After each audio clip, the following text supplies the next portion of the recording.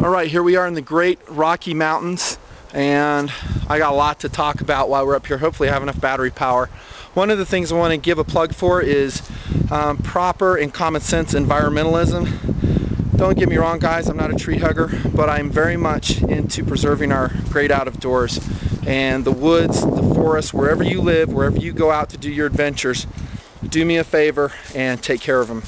Now, I was talking about cutting down trees, and what I'm talking about is dead trees.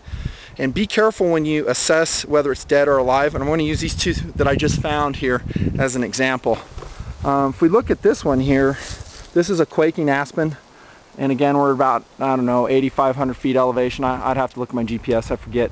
Lower on the limbs, lower on the tree, we see some dead limbs, and it would look like that it's dead.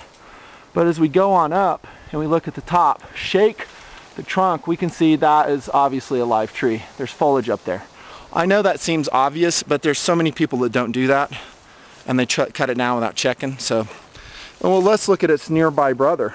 This is an aspen also growing essentially in the same area that all indications looks like that it's dead, and there's no foliage on the top of it.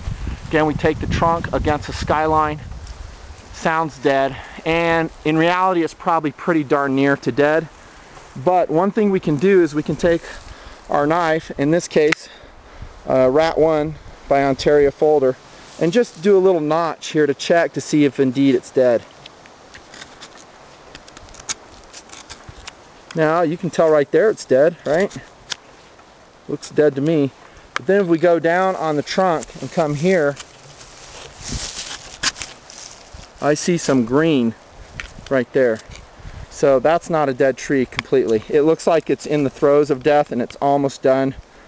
I'm not going to cut it down though. I'm going to give it every chance that I can to make it. And probably if we come back next year, that's indeed dead and we can use it for firewood. But there's plenty of other options in the woods, kind of like this bad boy.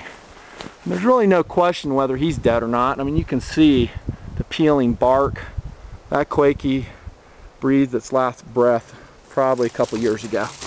And the nice thing is it's still standing. And the nice thing about standing dead wood is that it's vertical, so it doesn't completely soak with water. And this is the wood that we want to process for our campfire. So just a little environmental up. Thank you.